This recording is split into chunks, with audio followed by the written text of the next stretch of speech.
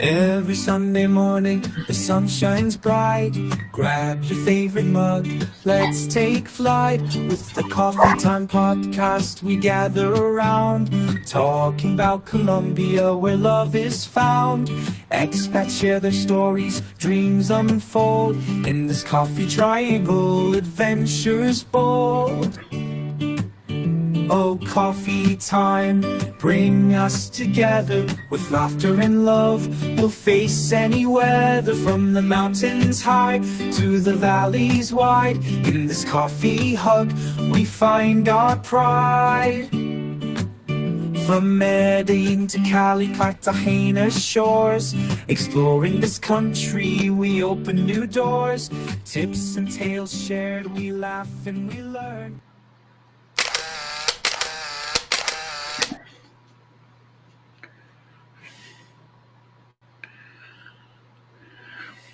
Testing. Good morning and welcome back to the channel Grand Colombia, and welcome to another Coffee Time Live. Sorry about the little pause there. There's always some sort of glitch.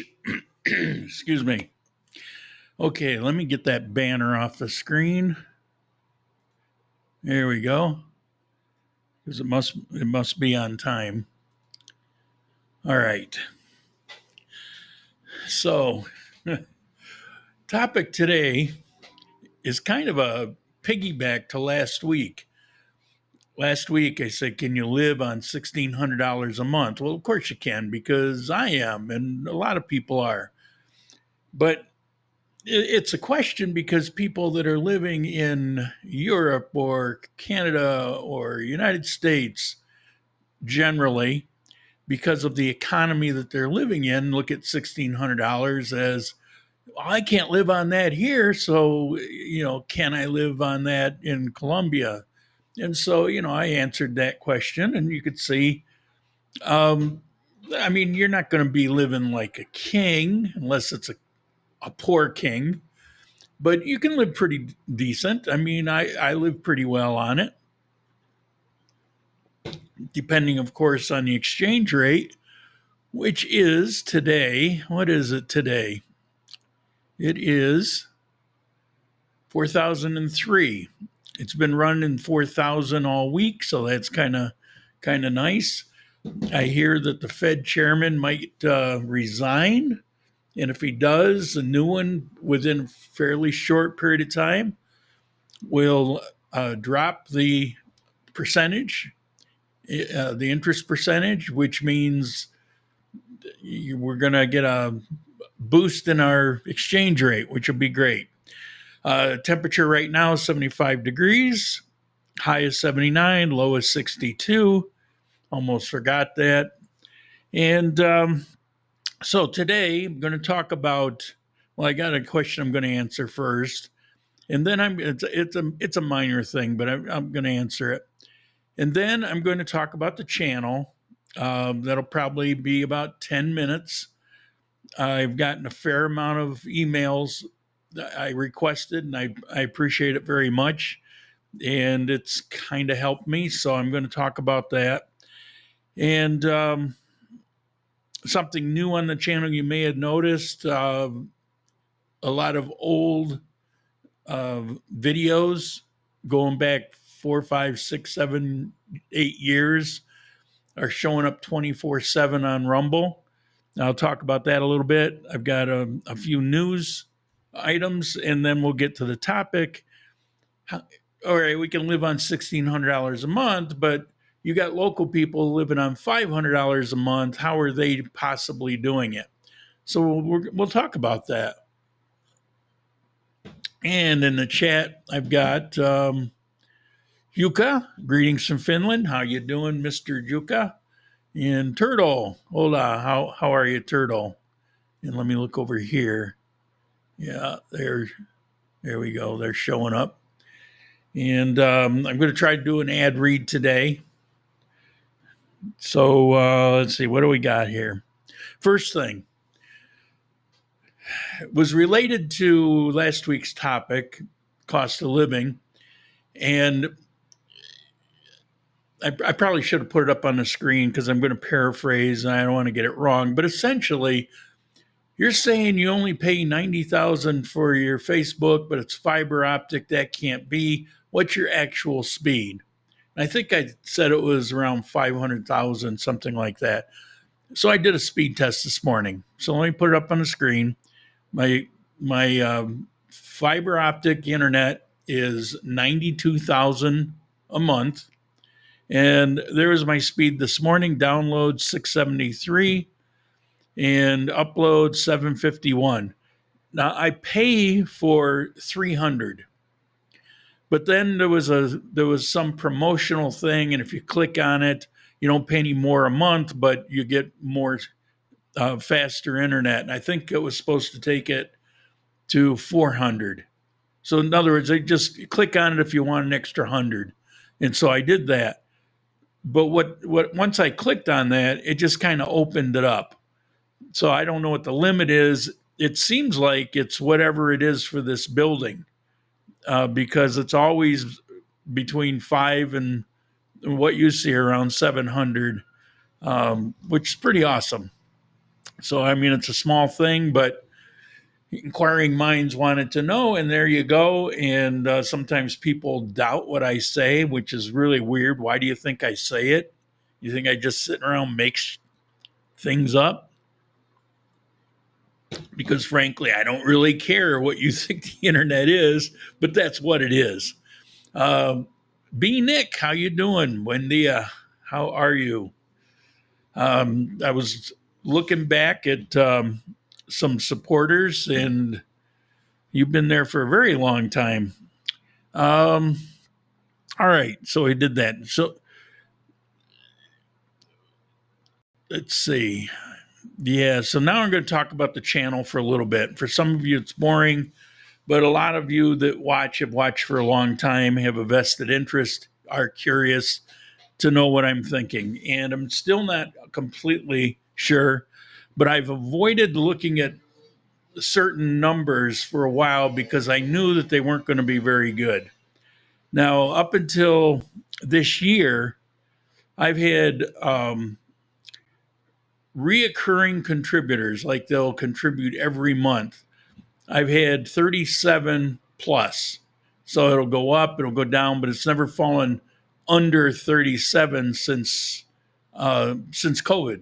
So since 2020 up until this year, it's been minimum of 37 people. And I looked at the income from that over that span of time, and it ran around $400 to $450 a month. And as I've mentioned in the past, and even with all the inflation, it's still remaining the same because as some costs come down, inflation kind of jumps up there, pushes it up anyway. But it runs me about $400 a month to operate the channel. That's for various subscriptions and replacement, things that break. It's an ongoing thing. So it's not like exactly $400 a month. It might be $250 one month and it might be $550 another month, but it works out to about $400 a month. And when I would get more than that, I would set it aside in a fund for some project. Like when you saw me go to P-How, it's because there was some money there to do that. When I went to Hanova, there was some extra money. So whenever I would get money beyond the expense, then I would actually plan to do something else. Health had a lot to do with it, but also if the money's not there, then I can't be traveling around and doing things. Because I vowed, going back 2019, that I would not pay out of pocket to operate the channel anymore. And I haven't had to until this year. I got the coffee going to hopefully subsidize the channel because things were falling off and I saw it. And so the question I had is, all right, are they falling off because people don't want to watch? Well, no, I actually have a fair amount of viewers. Are they falling off because the content sucks? Well, yeah, I'm not all that entertaining, but I still have pretty good information. Now, somebody did email me and say, well, I've been watching you for years and years and years, so there's probably not much that you're going to say that I haven't heard before. But every time I watch, there'll be some little tidbit that I don't remember hearing, or I haven't heard before. And so I appreciate that. But I don't know. I enjoy doing this. It's my hobby now. I hated it for the first couple years, but it's become my routine. I've invested a lot of time and energy into it. And so I want to keep it going, but I can't do it out of pocket. So, I created a coffee business to, kind of subsidize it. But then I had the heart attack, and it actually started off great. I was getting order after order. But then I had the heart attack. Everything fell apart. I haven't had an order since the heart attack. But I haven't promoted it since the heart attack. And I've been extremely busy. After this next week, things should settle down. I've had medical appointment after medical appointment, tests, because now that I'm in the medical system, they want to check me for everything. All right. So I had cancer before, so they wanted to run tests on that. Because of my age, they want prostate tests, and there's just a whole slew of things that I've had to go for various tests. And then I've got medical appointments where I'll have every month now, I go see a doctor for general overall care, and he asks me a lot of questions, and he does what's your blood pressure and what's your height and weight and that kind of stuff, and then he'll refer you to one specialist or another depending on whatever the concern might be. And so that's all been setting it up. It's been a real time consumer, a real expense, because I don't drive into town for various reasons. So I take taxis. And anyway, I don't want to get off the trail too much, but that's generally what's been going on, and why I've been preoccupied with getting this behind me, because there are things that I want to do. On the other hand, with the exchange rate falling the way it is, and with supporters falling off pretty drastically, that's a concern also. And then the icing on the cake was having all my camera gear stolen out of my car.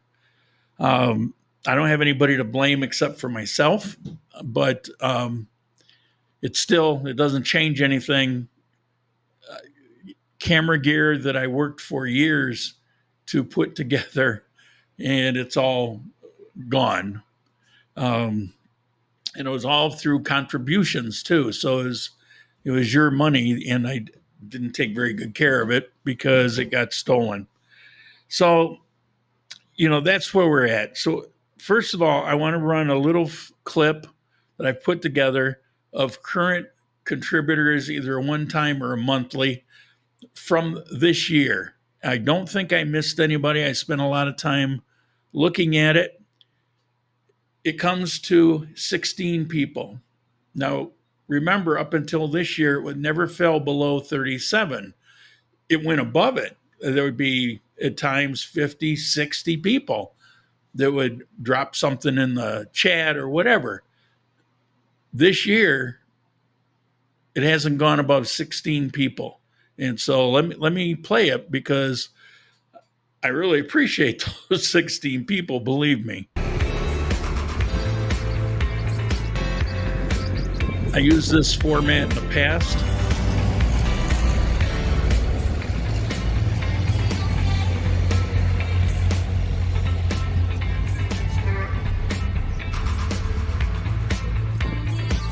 B-Nick, Robert, Mr. Guy, Victor, huge supporter, Bruce, Renee, recognize a lot of those names. And Juca, of course.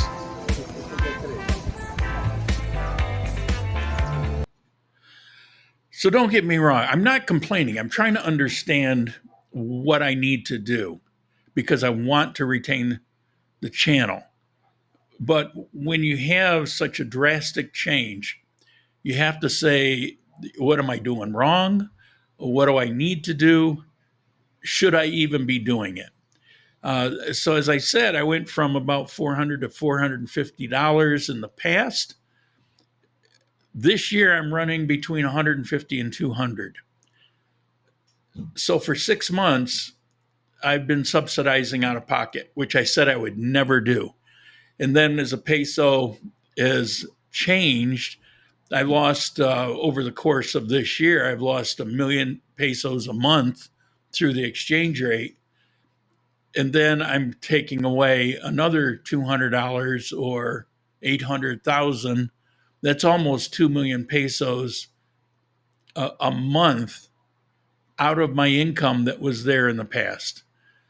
So maybe you can understand why I have to seriously consider if this makes sense, because I cannot keep supporting it.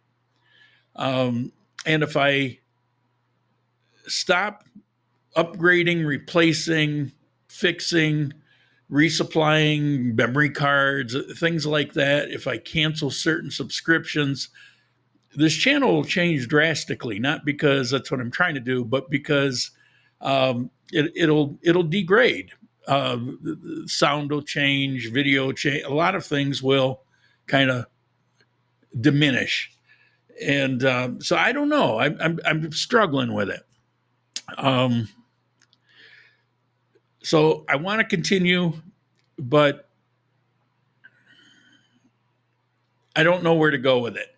Now, how to support the channel? First of all, you can join Rumble.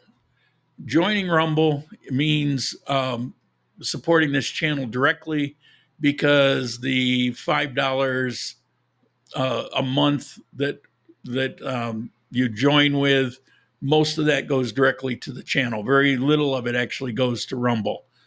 Plus, I get points for their algorithm, which is a positive. And there's a few people that have done that, and I certainly appreciate it. Second is to donate directly. One is on the channel. If you look at the chat, there's a $sign. You can do it right in Rumble. Unlike YouTube, they don't take 40% plus fees. Most of it comes to the creator. Or you can, I always put a link up at the top of the chat. That's actually a link that you can access through the Gran Colombia website. That's where most people sign up to do a monthly a support of the channel. So there's that. I still have the old Patreon, but I don't promote it. Although they have changed and they stopped supporting political causes, which is why I and a whole bunch of other people dumped them. But maybe for the future, I don't know. So through the website, Gran Colombia. And then also, if you buy coffee, of course, the profit of that goes right to this channel. That's the purpose of it. The chat caught my eye. I want to respond to it. But first one here, where is it? Greetings from Tampa Bay. I look forward to the day you come to visit me on my little farm in Cordoba. I know. This next time you're here, I should be able to. Turtle, inflation has salt by the balls. Yeah, well, it's the channel that's really financially hurting me. So if we drop to 3,800 or 3,700, and I do not believe we will, but if we did, then it would become we'd be getting close to a concern. I work my budget to a threshold a little bit lower than that as worst case. Owen, yeah, this is the one. I wonder if the move from YouTube to Rumble had anything to do with it. Absolutely, it didn't. It didn't have anything to do with it as far as I can tell, because that was certainly a question. My viewership has actually increased,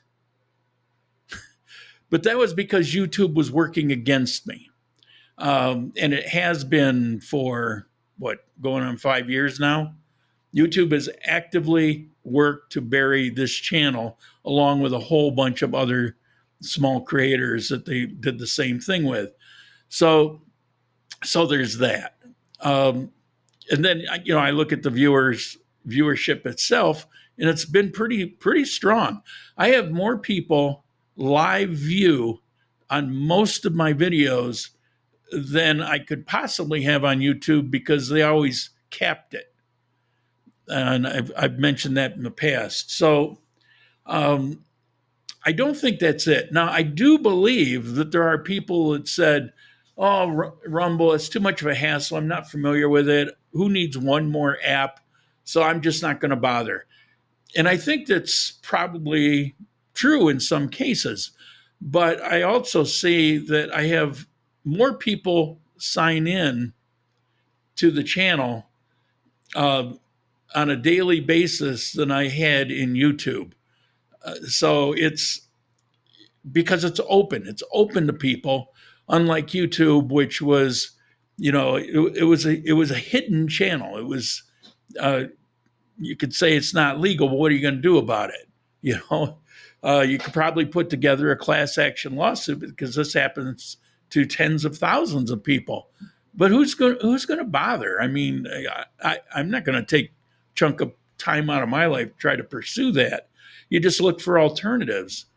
But if YouTube had remained like it was in 2018, for example, I never would have left it because back then YouTube was awesome and I could make money. I made enough money off of YouTube itself to pay for the expenses, and that's the way it ought to work. I'm trying to build that up on Rumble. I'm up to $60 a month on Rumble. That's pretty good, and that's pretty quick. It took me to get to $400. It took me, I think, 4 years with YouTube. So Rumble's moving along pretty quick. It will get there. Plus, I have the option of ad reads. Let me take a look. I'm going to accept terms. Let me see what I got here. All right, I'm going to do an ad read right now so you know what I'm talking about. And let's see. We'll take Rumble Premium. All right, let's see here. Accept. A couple buttons to push.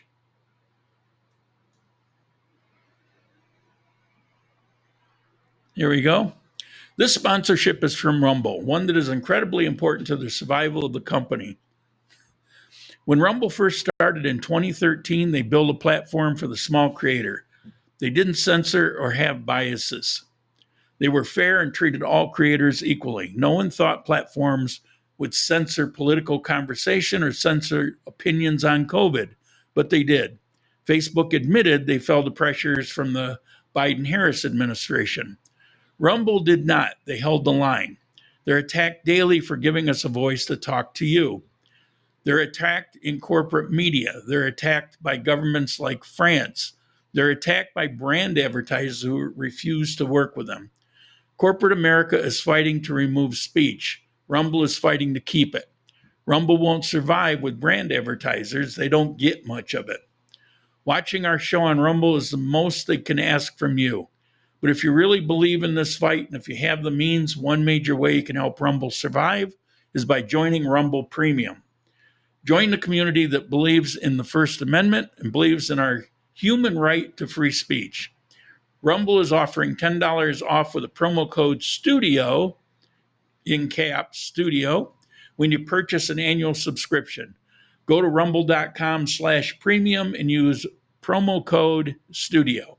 Like I said, if you have the means and believe in the cause, now is the time to join Rumble Premium. If you don't have the means, we're just happy if you watch us on Rumble.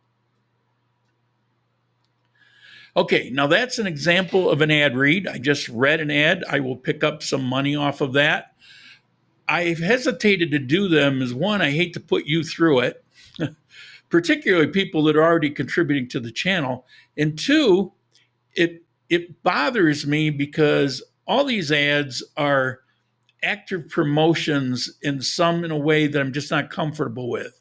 Of course, ads are going to be, actively promoting. I mean, I get that, but I've never been comfortable with hawking other people's wares. If I'm going to hawk something, it probably should be my own coffee. And I don't even do that enough. So that's a personal thing. But that's an ad read. That's one of the longest ones there are. So, maybe that'll help you form an opinion, because I'm always asking, what do you think about these things? Probably should do one or two a show if I'm doing ad reads. If I did that, well, this channel would grow probably twice as fast as far as monetarily, because they pay pretty well. All right. Got here.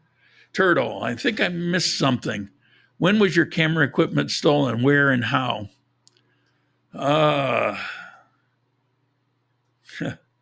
B-neck, that was painless. I was in pain, but thank you for the feedback. Camera gear. All right. So I went, where the hell did I go? I went somewhere and I took my camera gear with me and I did some videos. I went to Mike's new farm. I went out there, I did some video work. I showed you guys some of that video, and I was planning on doing something else. So I left my camera gear is in a case like so. And there was 2 cameras and all the accessories and the remote microphone and holders and stands and all that kind of stuff in this case. It was the perfect setup that through contributions I have put together over the course of almost 5 years.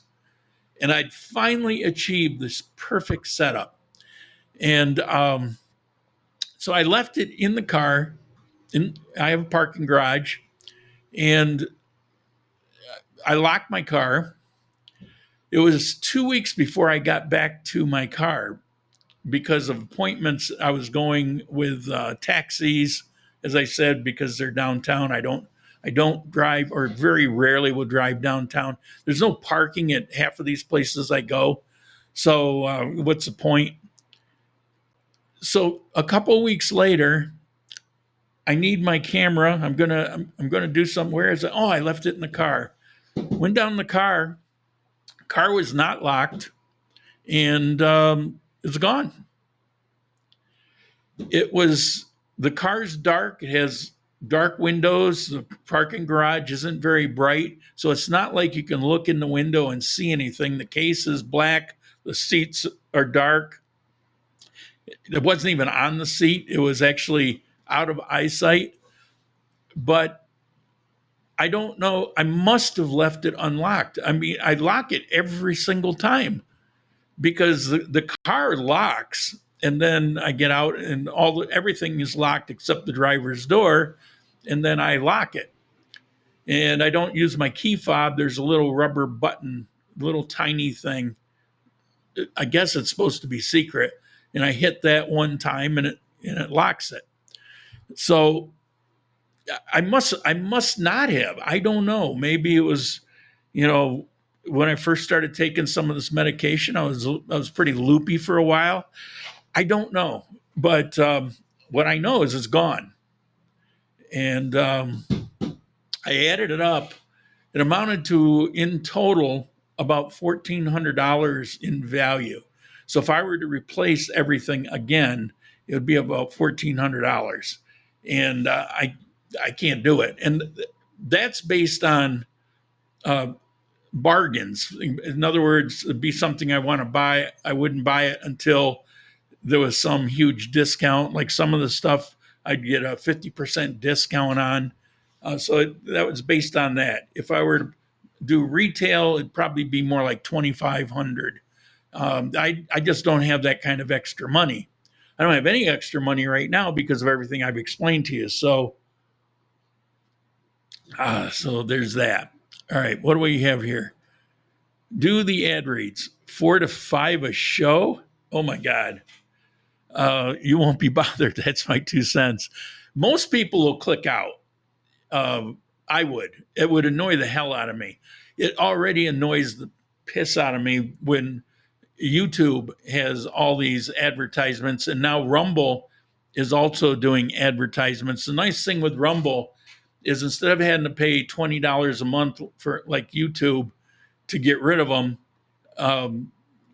it's like if you join my channel, you won't see those advertisements anymore, and it's only $5. So it's considerably less.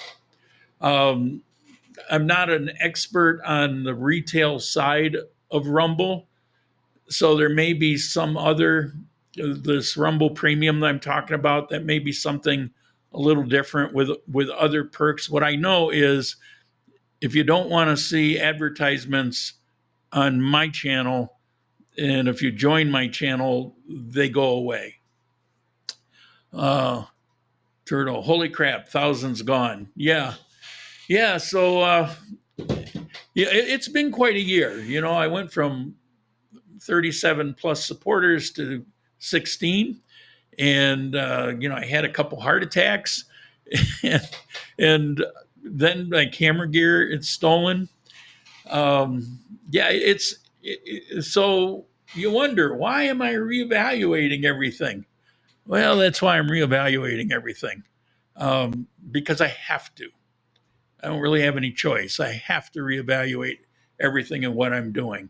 I appreciate the feedback on the ad reads. Let me look and see what else there is. Maybe we'll do another one later.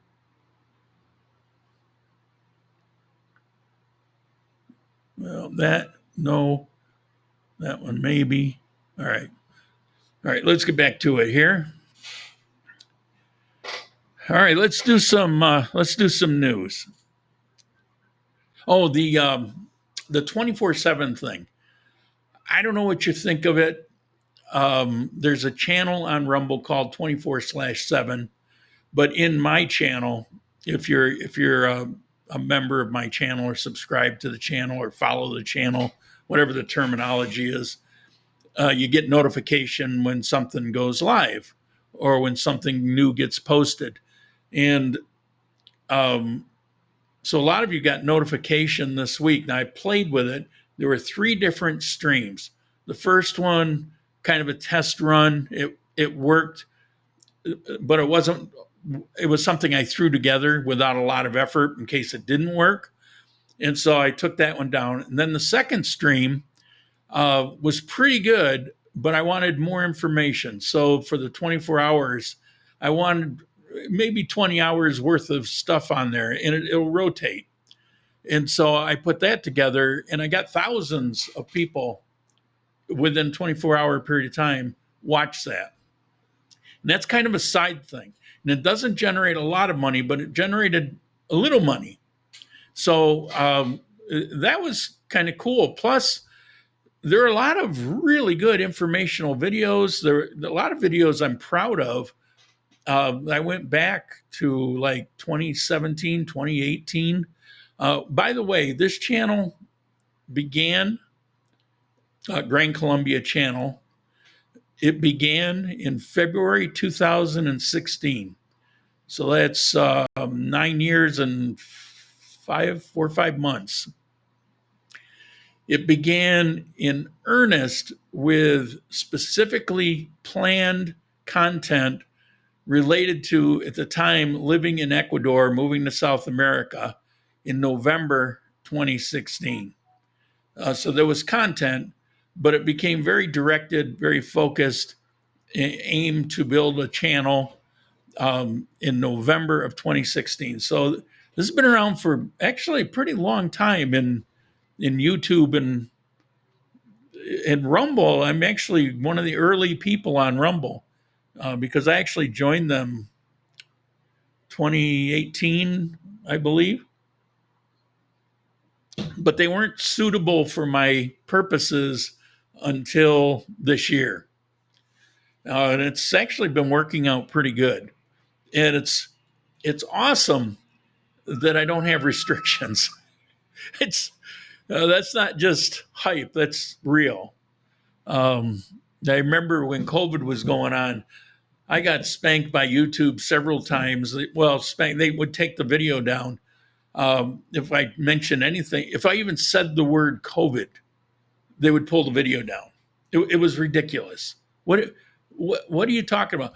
Well, here in Colombia, we're quarantined, and here's how the quarantine works, and that's what they're going to do for COVID. Oh, there goes that video.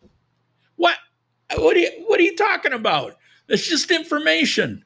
Yeah, it's YouTube's just crazy. All right, let's get to some news, and then we'll go to the actual topic for today: living on $500 a month. All right, first news is airport. Oh, let me get that chat off the screen. Turtle hogging the spotlight there. L.A. Den Airport has current international status with AeroCivil and is not at risk. All right, what this is about, and you may have heard it, which is why I'm going to mention it, is it was claimed that the airport here for Armenia, L.A. Den, was losing its international status. And that's absolutely not true. What happened was the customs wing of the airport, which is international, the customs wing where you check in and declare why you're here and all of that stuff, they were violating some civil rule in that they didn't have a home office here in Armenia, not like a physical office. They work, and this is not just for Armenia, it's around Colombia. There's some obscure civil rule that's been ignored for decades that if you're going to have a customs, if you're international, then you have to have a physical office in the town where that airport is. And they haven't had it. There's never been a problem. There's never a need for it. But they were given, I think, a year in order to set up some sort of phone booth office. Not that it will serve any purpose other than fulfilling that requirement. So they're not losing their status. It's not about that. Plus, they've got a year to come up with, and there's no. It could literally be a phone booth. They just need a legal address for a physical location for the customs operation. And the people that brought all this up was the DION, which is Colombia's version of the IRS. I don't know. It's crazy to me, but that's what it is. We're not going to lose it. But the rumors were running around that that's what was going to happen. All right, next one. Just so you know that there's 5, well, it says 50 projects, but there's 5 really big projects that are taking place starting this month all over Armenia for roads, bridges, parks. Some are very small parks, putting in some stone and painting up some things, maybe throwing in a park bench, very minor, to roadways where there's entire bridge constructions and there's a lot taking place. So as you're getting around Armenia for the next year, you're going to run into some of these. So you'll learn quickly where they are and where it's an issue, and take alternate roads so you're not stuck in a traffic jam. So just be aware. I haven't really I've seen a lot of road work, but I haven't seen it really impede any place I've had to go so far. All right, next one. Yeah, we get these next two. 1, 2. Yeah, these next two I believe they're related. The workday in Colombia will be reduced by 2 hours starting next week. Going back 4 years ago, they passed a law in Colombia where the official work week for full-time work was 48 hours. And they want to reduce that over the course of 5 years to 42 hours. And this year, it's a 2-hour jump. And so it goes to 44-hour work week starting next week. So instead of 48 as a standard work week, not talking overtime or whatever, but as a requirement, 48 hours, now it's dropping to 44. Pay doesn't change, so it's almost like a little pay raise, because whatever it is you're getting paid, it will be paid over the course of 44 hours instead of 48. I hope you understand that. Maybe I didn't explain it real well, but I believe it is related to this next headline. Living here is increasingly difficult luxury. The cost of living is relentless. These are quotes in the article.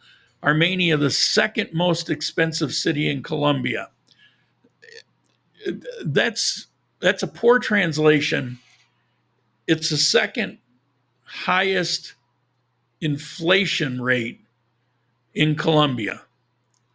It certainly isn't the second most expensive. But let's look at the chart of inflation rate. Number one rate is Pereira.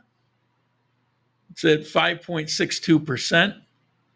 That was June. That was last month. And Armenia is right behind it. The average is 4.82. There's a fair amount of inflation.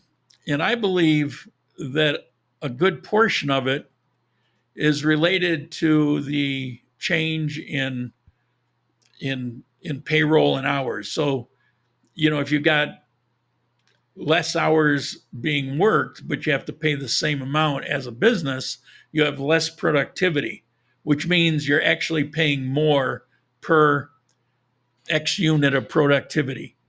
And if you're paying more, then your costs are greater, ergo inflation.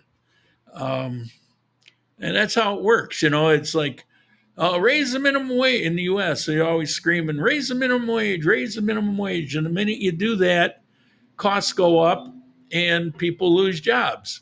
Or they put in California, they started putting in these computerized kiosks, and the wholesale groups of people lost their jobs. People seem to forget that minimum wage jobs are not a life career. They're a stopping point. You get out of high school, they can afford to give you a job because it's a low wage, and you work your way up in that company, or you work to another position somewhere else now that you've gained some experience. I mean, that's the purpose of that kind of stuff. And it's no different here in Colombia. So we're moving into our topic for today.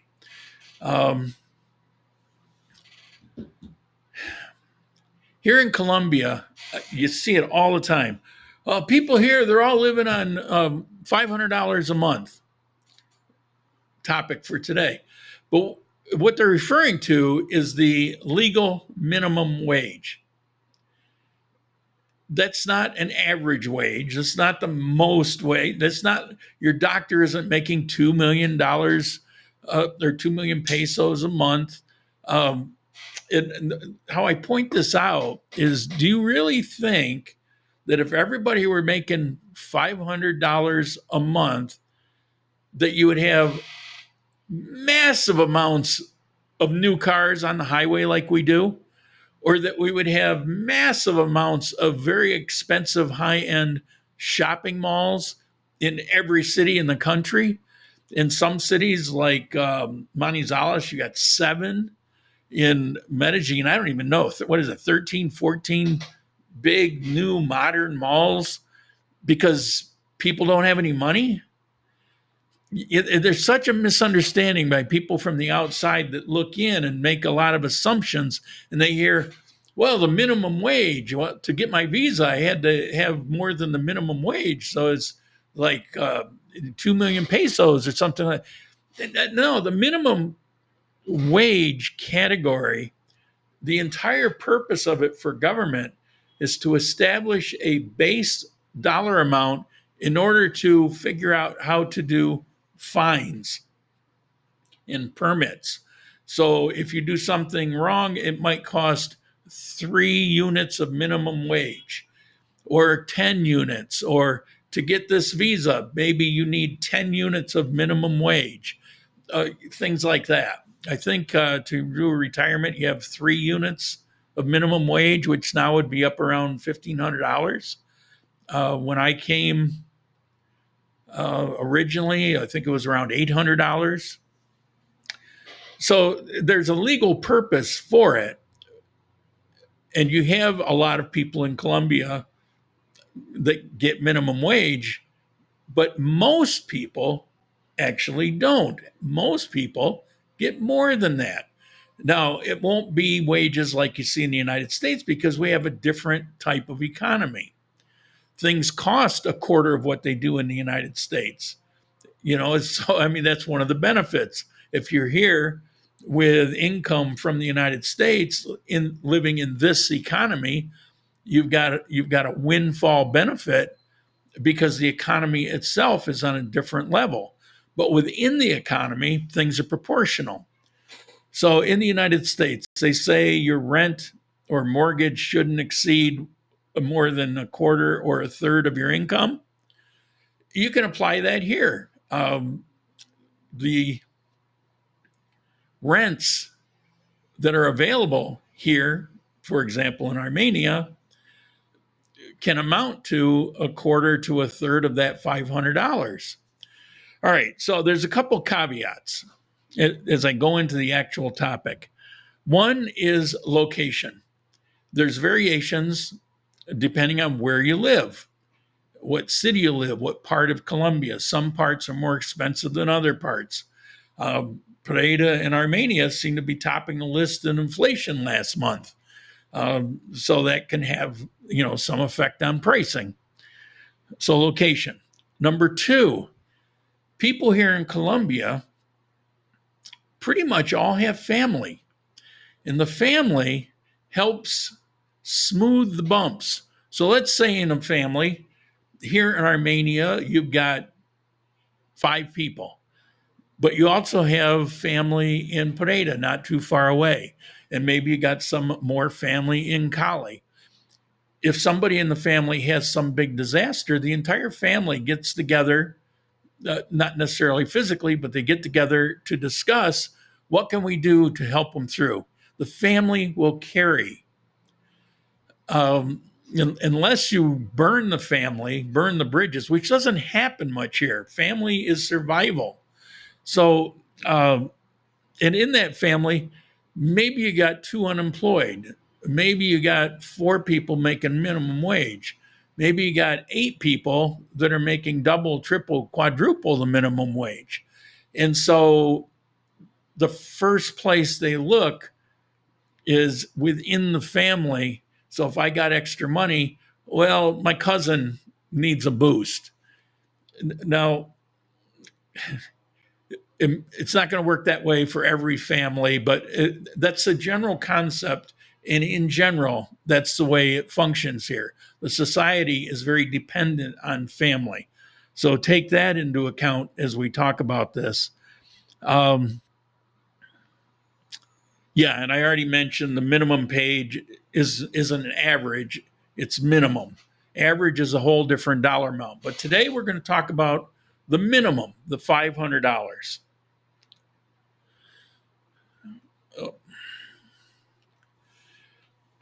So see if we can stretch pesos like a pro. All right, let's start with how the locals stretch their pesos. I mean, really stretch them, obviously. Most Colombians live on way less than $1,600 a month, and they live well. They're not skipping meals or living in a shack. They just know where to spend money and where not to. Our issue is we spend money maybe where we shouldn't sometimes. Well, let's take lunch. A full almuerzo with soup and meat and rice and salad and fresh juice usually costs around 12,000 to 15,000 pesos. It was just a few years ago, pre-COVID, it was 6 to 8,000. But now it's 12 to 15,000. That's what, like $3, $3.50 or so. That'll keep you full till dinner. There's a lot to it. Rent. If you're not demanding a fancy furnished apartment in the best neighborhood, and furnished is hard to find, but you can get a solid place here in Armenia, ask Mike, for maybe around 800,000 pesos, $200. Of course, it depends on location, depends on amenities. Also, you can get room suites. So let's say a member of the family, it's a girl who's moving to Armenia away from the family to go to University of Quindio. But she can get a room suite rented month by month. When I say room suite, it'll be a bedroom, private bathroom, and access to a kitchen. You can get those nice ones, 400,000, $100 a month. It doesn't have to be a college student. If you're a single guy and like Rob comes to mind, and he's moving around a lot and he doesn't want to, sink a lot of money into a place, but maybe he wants to keep some things and have a place to come back to while he's traveling. So every 3, 4, 5 weeks, come back and there'll be a place there. $100 a month will get you that. So if you've got $500 a month and you need a place to live that's decent and clean and it's got everything you need, you can do it on $100. If you want something bigger, you want an actual apartment that's maybe a couple bedrooms, maybe in a high rise. In the South, you can find them for even less, but say 800,000, not unusual. So one of the keys is locals avoid the big chain supermarkets. Now, what are the big chain supermarkets? You got Karuja, not in Armenia, but that's a high-end Whole Foods style. Everything's more expensive there. You got Exito. Things are more expensive there. Olympica. A little bit less. Ara. That's a popular chain. ARA. You've got Super Inter, which is actually part of Exito.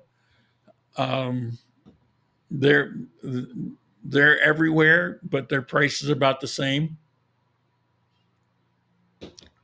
And then you've got the Aldi's of Colombia. It's called D1, D1. I've been there twice this past week. I would have taken my camera and shown you, but I couldn't do that. I actually tried to do it with my phone, but see, that's the thing. One of the reasons I got those cameras is because people didn't recognize them as cameras. Colombia's got a thing about doing videos in places. They're very security conscious. I ran into that in the past before I got the Osmo Pocket. Well, I had my camera and they say, but I could go in there with my Osmo Pocket and nobody would say a word. Anyway, off track. So I went into the D1, and I see it's the Aldi's of Colombia because they're their own brands.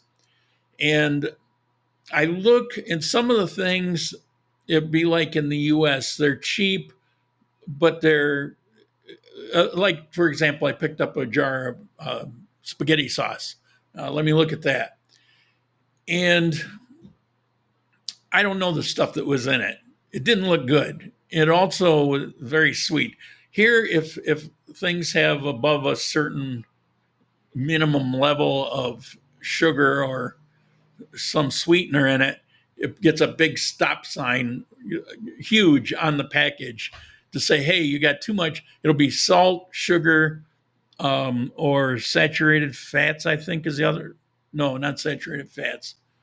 Some other kind of, the big stop sign. So you don't have to kind of look at the small print. There's big things on there.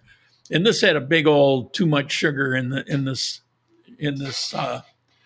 so prepared foods, it would be what you expect. They may not be all that healthy, but there were things in there that were actually quite inexpensive. Milk, for example, was for a liter 3,000 pesos, but at Éxito it's 9,000 pesos. And it's the same milk as milk. I mean, it's just, what's the ingredients? Milk. That's a significant difference. It was 3,000, maybe 500. So, but it was less than half of the cost. So you have a place like that. But then you also have street vendors, for example. And here's a clue. Don't ever buy your avocados in a supermarket. Always buy them from a street vendor. They're going to be fresher. They're going to be much better quality. And they're going to be half, third, quarter of the price. And you could say that about some other things too. Street vendors are good. And you've got like the market, I was telling the farm market right down the street from me. You have those in every city, probably a dozen of them in various neighborhoods. And I did that little video about what, I don't remember the amount, but it's maybe $5 for a week and a half's worth of fresh food.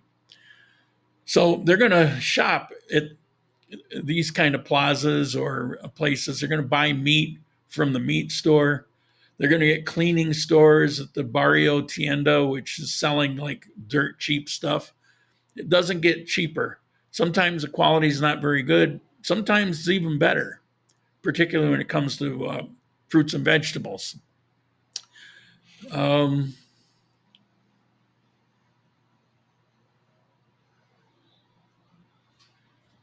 Here we go. Let's see. Let me look at the chat. Greetings from the amazing and warm town of Agua Chica. How are you doing? And then, is there a macro in Armenia? Great discounts. Nope. It's a beautiful store just over the bridge in Dos Quebradas. Yeah, I'm familiar with the store. We don't have one here. And that will fall in line with like De Uno. There's another chain, Justo. What is it? Justo y Bueno, I think is maybe the name of it. So there are some very cheap markets like that. But if you're on $500 a month, even those will, except for a few things, will seem expensive. And so you're going to buy certain things at a tienda. You're going to go to some of the markets, street vendors. And when you buy, you're not buying for the week. You're buying maybe for the day. All right. Yeah, food's a big expense if you let it be. So let's talk about transportation. So most tourists and us people living here from elsewhere, Uber, if you want to break the law, or grab a taxi, which I do. There's nothing wrong with it, but it does add up. For example, my doctor's appointments cost me about 10,000 pesos each way, 20,000 for the day. Trips in general, if you're using taxis, run around 6,000 to 25,000 if you're going across town each way. So what do locals do? Well, one, they take a bus a lot. That's 2,800 pesos each way. Or they ride in these. If you're not a local, they're hard to find, but they're called colectivos. And what they are is they'll be small vans or cars, and they cost similar to the bus. And what they do is, it's not like you call them up. It's not like an Uber, but they make regular runs, and you'll share with 3 or 4 or 5, however many can fit in the vehicle. So they're fast, they're cheap, and they go all over town. Bear with me. Menu del Dia. Yeah, I mentioned that. I didn't give it the name, but yeah, menu of the day. Some folks use motoraton, rat motorcycle, instead of a taxi. And you might get a ride for 2,000 pesos instead of 14,000, for example. They're pretty popular. And for those of you who know what you're doing, well, if you know what you're doing, you won't do it. But if you know what you're doing, you can get yourself a moto. They're 1 million pesos for a cheap one, and for cheap used one, and 1 million pesos for the license. And then you've got almost no cost in gas. They're very cheap to own and to drive or ride. Problem is, in every city, extremely dangerous. Every accident death in Armenia is from a motorcycle. So you got to be careful. Colombian traffic, I mean, it's a thing on its own. All right, so the menu del dia, we'll talk about food again, because this is where people either waste money or live like kings for cheap. You love that, live like kings, right? First rule, skip the tourist restaurants. You know, the ones that we like. English menus, maybe, foreign owners, pizza, pasta, decent steak that's not shoe leather, that's not, paper thin. That's going to be like 45,000 pesos a plate, up, double, triple, depending on the place.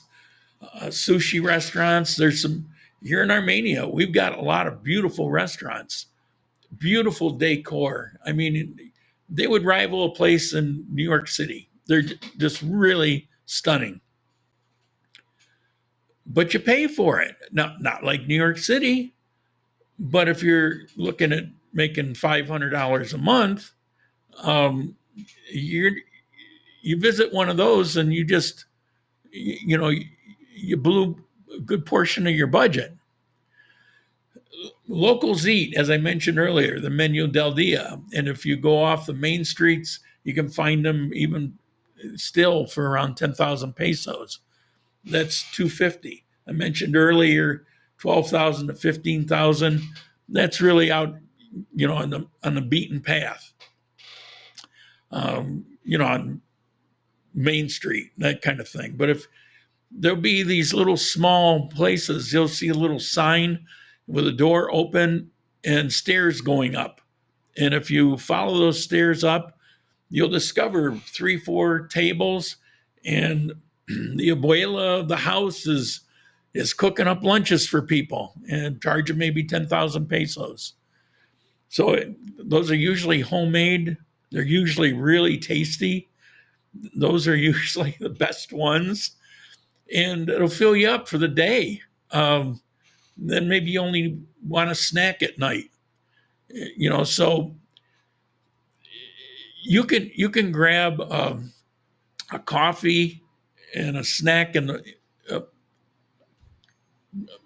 scrambled eggs, a arepa, piece of cheese, a coffee.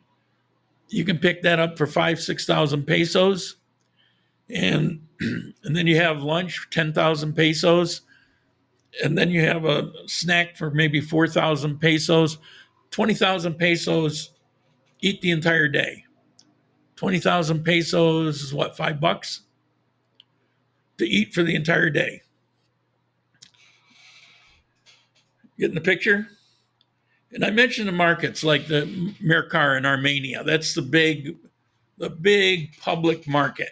And you've got one in Pareda, you got one in most cities. And you can go there and you can bypass even the local tiendas and buy cheap. On the other hand, you have transportation to go there. So you have to weigh those costs. A week's worth of fruit and vegetables might cost you 30,000 pesos total. Try getting that at a US grocery store, or even here. Try to get that at Exito.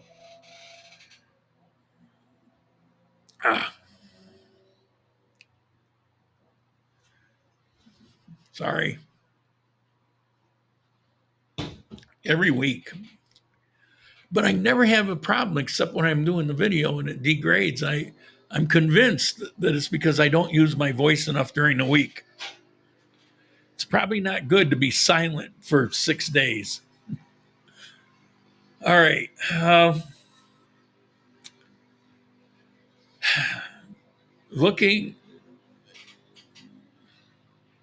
If you're looking to live well on the cheap, talk to people like Mike.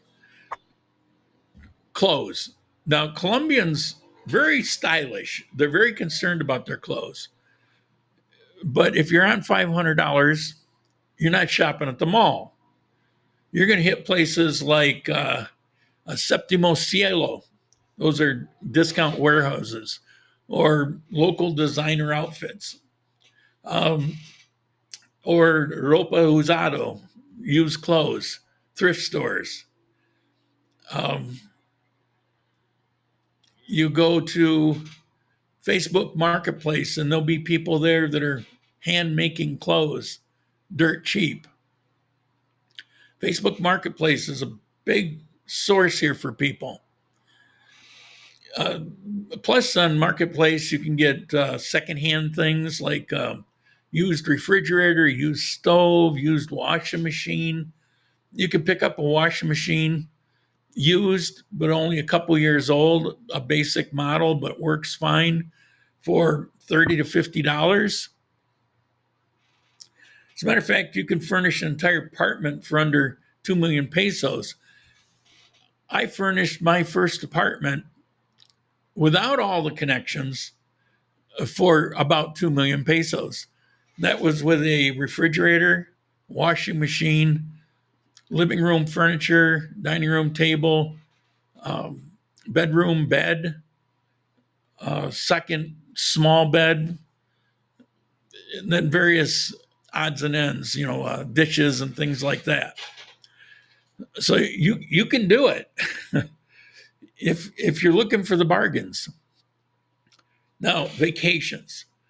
Colombians don't always fly. They'll take night buses to the coast, for example. Popular place, Cartagena, go to the beach. It's like a ritual. High school or college graduates, it's mandatory to go to the beach in Cartagena and get drunk a few nights. So they'll take the night buses to the coast. Now, what that does is it also saves on hotels because these are sleeper buses and you can just kind of kick back and sleep. And while flights here might be very cheap, on $500 a month, it puts it out of reach. But buses are unbelievably cheap.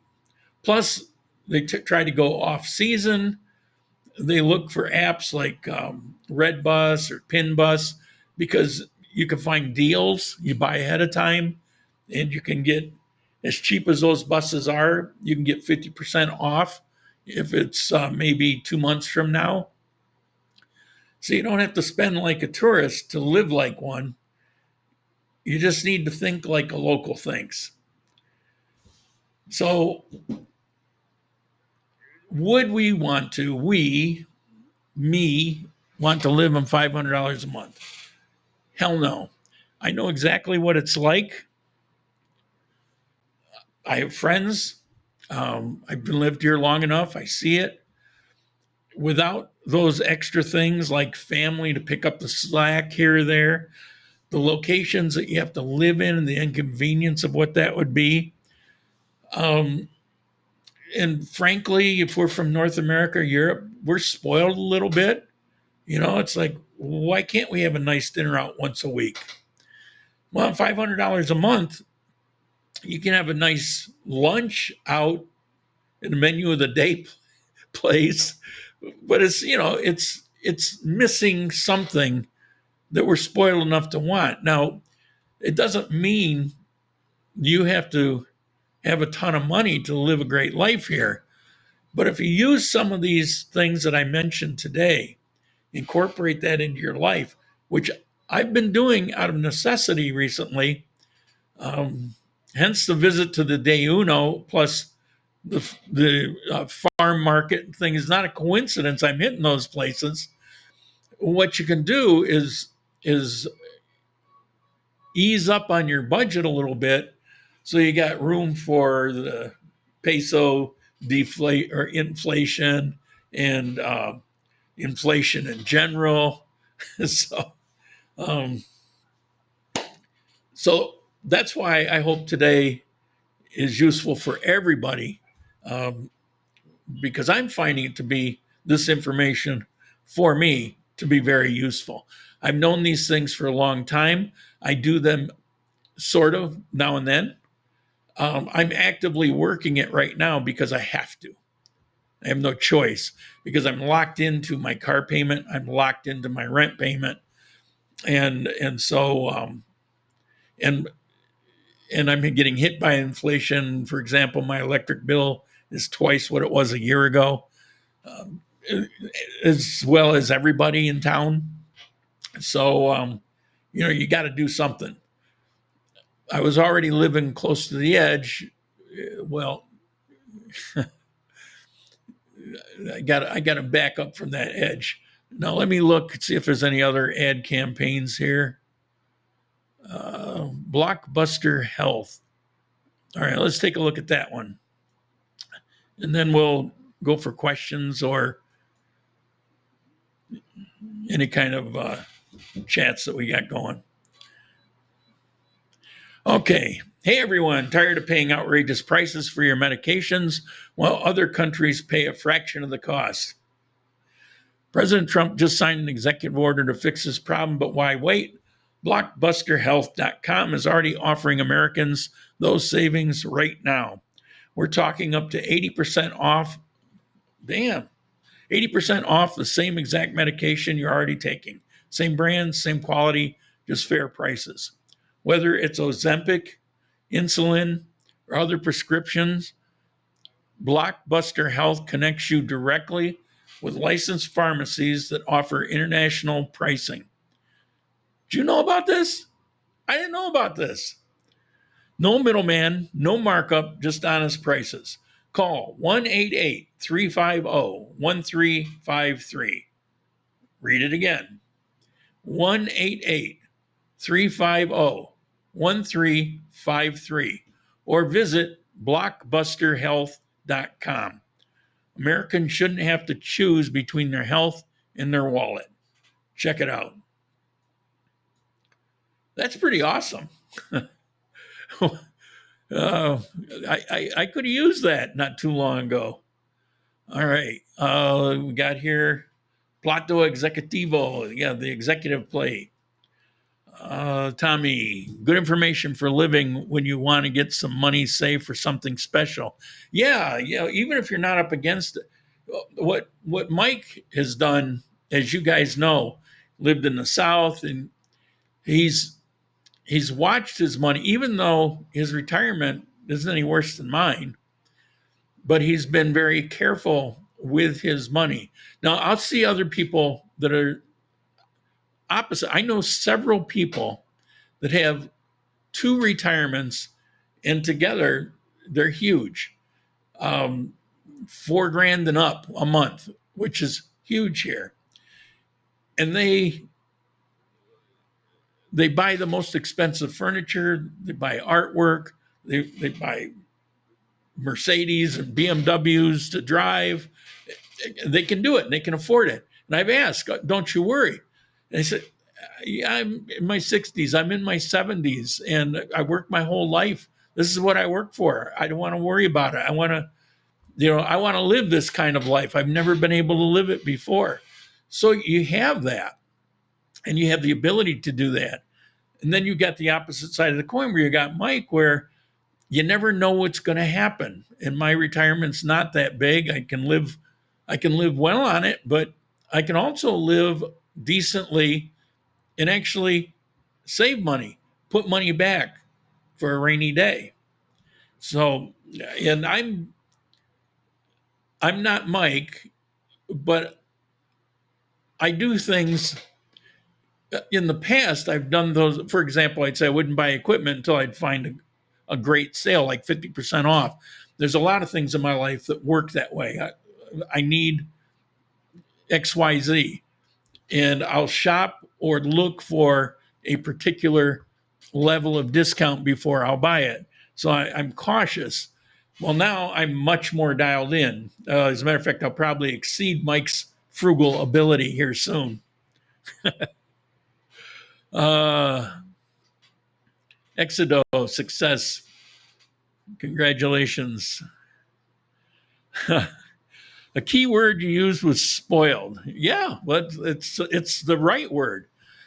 As American, we're used to convenience and comfort, but I know families in Quindio living off their land and getting by with $400 a month or less. Yeah, that's definitely there are some people doing that. I've told you in the past. I'm not going to go into the long story, but I grew up dirt poor. I grew up without food in upstate New York, without heat in the winter, without an indoor toilet. And for 2 years, mostly on my own, between the years of 8 and 10, my father was long out of the picture, had died, and my mother was never around. I didn't see her for weeks at a time, and then she would stop in and leave again. I was there living in the country completely on my own. I was out hunting squirrels for food, learning how to skin them, learning how to cook. We had a well in the winter. I would have to throw a rock down through to break through the ice so I could get a bucket down into the water. I mean, I foraged. I learned what plants I could eat, what plants would I break out in a rash or burn my tongue. But I treasure those times. I was very happy in those times. It's why I'm fiercely independent. In my entire life, I've been fiercely independent.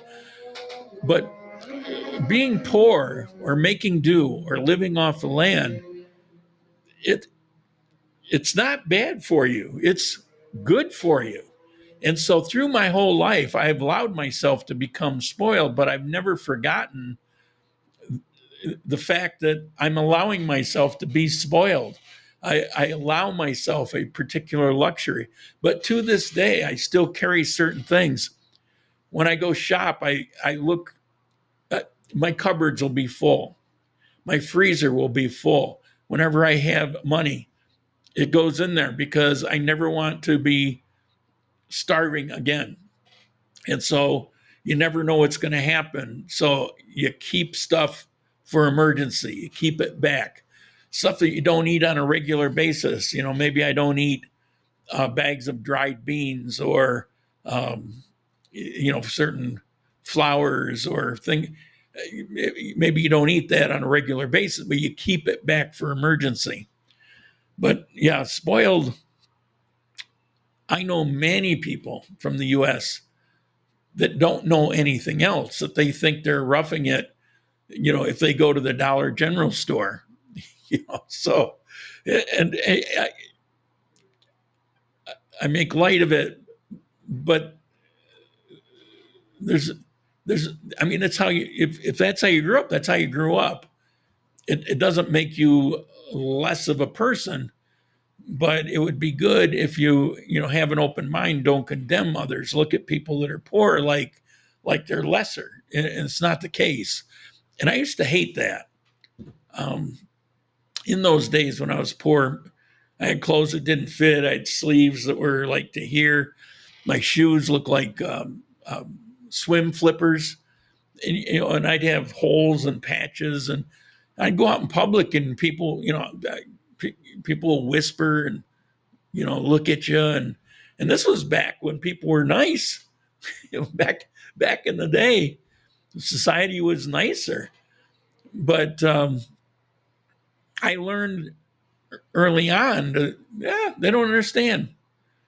God forgive them, for they know not what they do. It's like they don't get it. So I can't hate them. They just don't understand. They don't know what it's like to not have food unless you figure out a way to get some. Uh,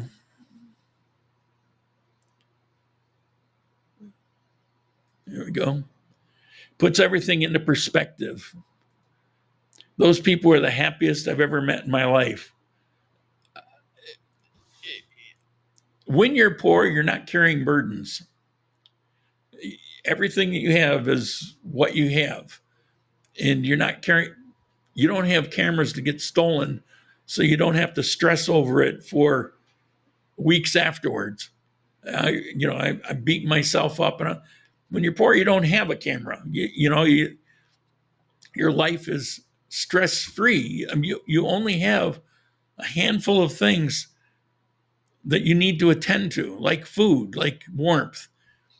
And if you do that, life is good. You got everything you need. And like I say, I'm forever grateful that I experienced that. And if the world ended tomorrow and we had to live off the land here in Colombia, this would be bountiful compared to where I was. And we don't have winter. I could do very well here. People living in America are going to be budgeting like Colombians if America continues its current financial path. But it could be. I think they're at a crossroads, and there's the beginning. We'll see how it goes, but there's beginnings of some very strong financial possibilities. And I think we'll see over the next year.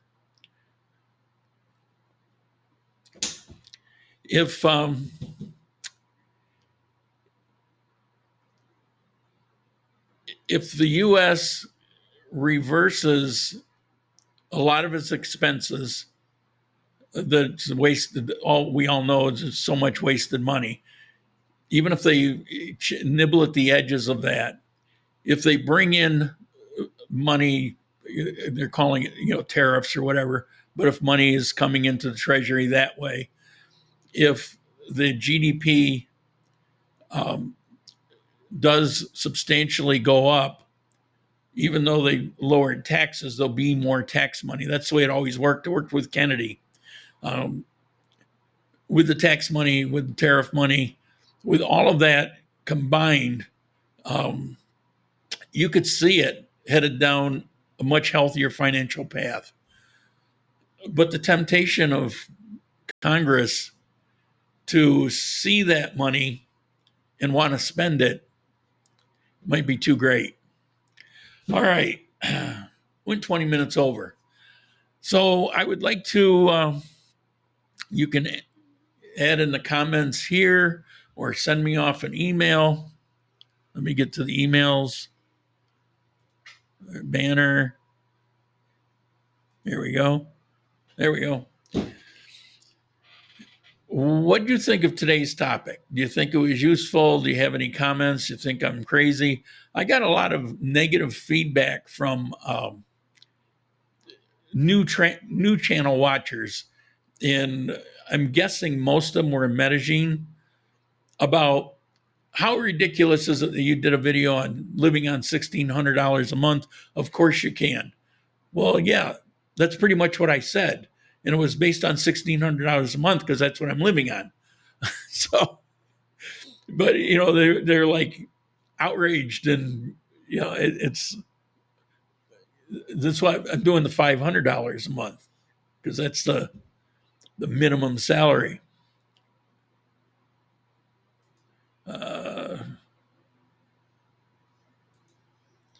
Cut America's military budget in half. We'll be spending 5 times more than all other countries combined. I wouldn't do it in half, because that would be too drastic. And whenever you're doing things like that, you don't want to be too drastic. But I definitely would agree with something like 10 or 15% to begin with, maybe an annual thing over the course of a number of years. The problem is our military is based on very expensive technology. And to maintain that or to improve on it takes ridiculous amounts of money. So I don't know. I can understand arguments both ways. And I think it could definitely be trimmed back. I think the biggest military budget cut would be stop using it. Just stop using it. Stop having to replace smart bombs and guided missiles and things that cost millions of dollars each. That would be a good place to begin. We got into this position because of Iran or Iraq and Afghanistan. What was it? Iraq was $5 trillion added to the debt. God knows what Afghanistan was. Hell, there were billions just put into that airport that we handed over to the Chinese.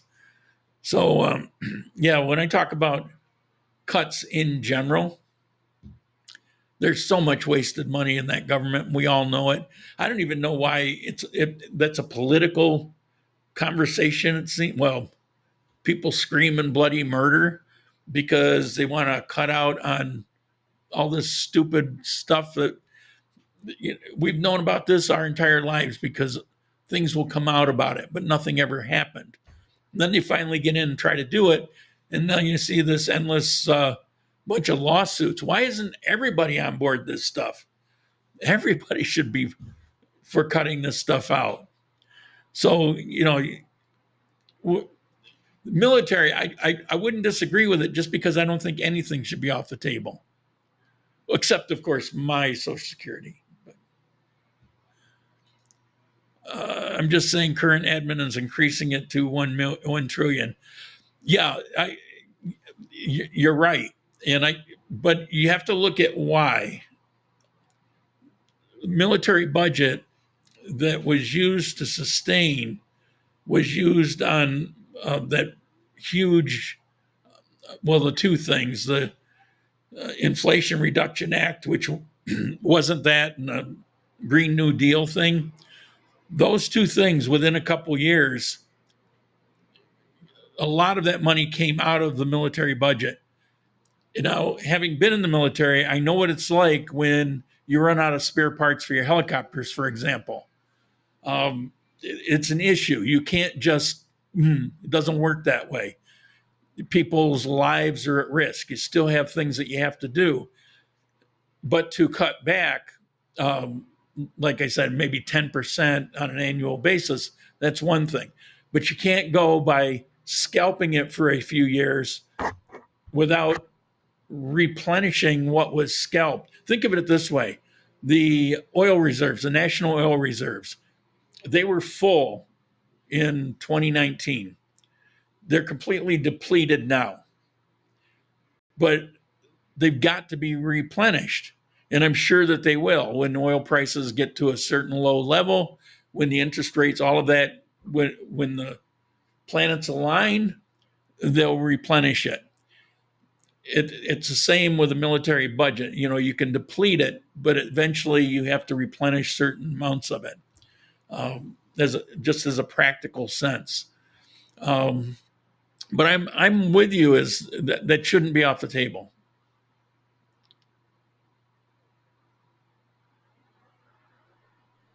Let's see.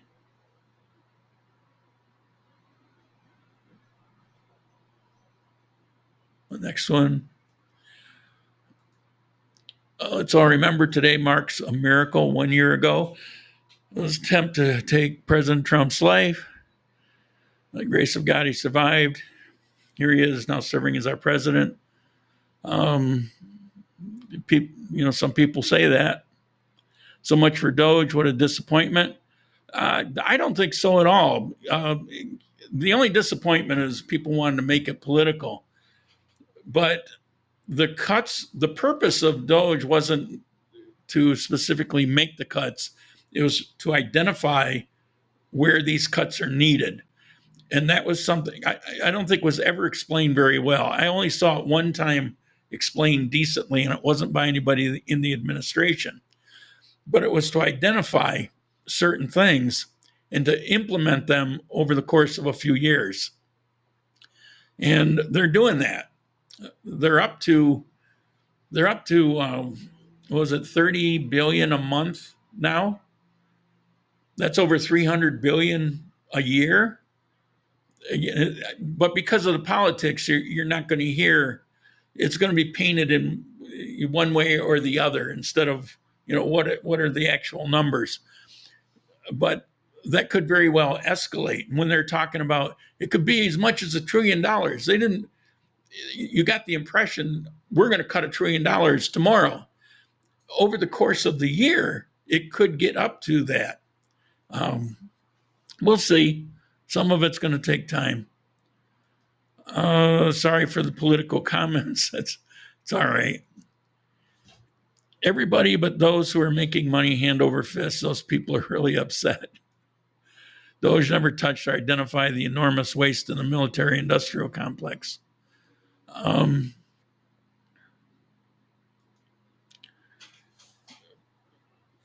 think partly because we already know.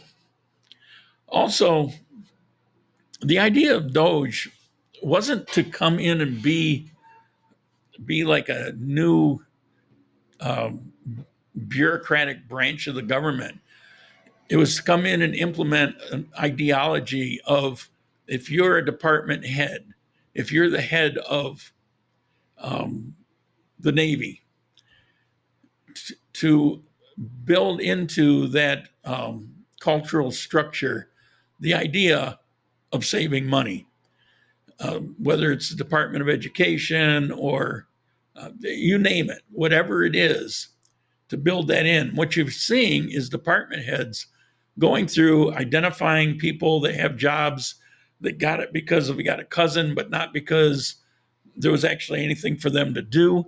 Hence, you see it in the news about all these offices that are empty because people get a paycheck, but they don't work, or they work from home. But we know how that is. Most people are not very productive working at home. And so if you were half as productive, show up in the office, you need half as many people.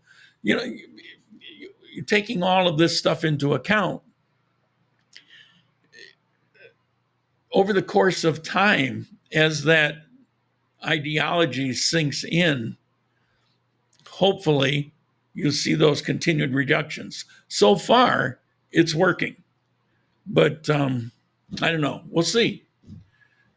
There's no such thing as a magic wand when it comes to the federal government. There's no such thing as instant.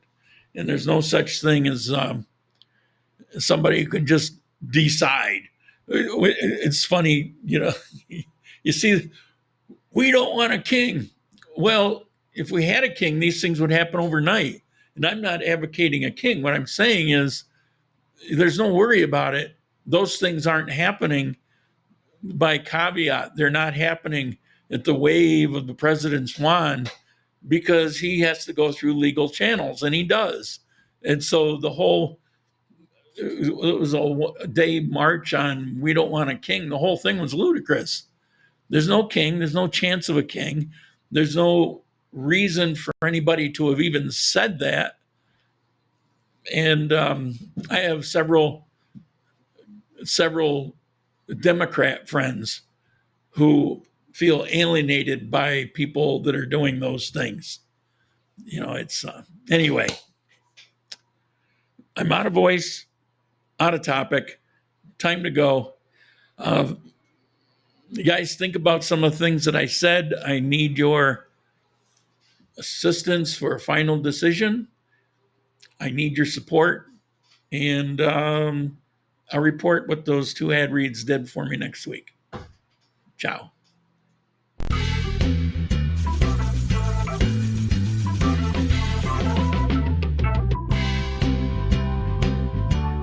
Bye.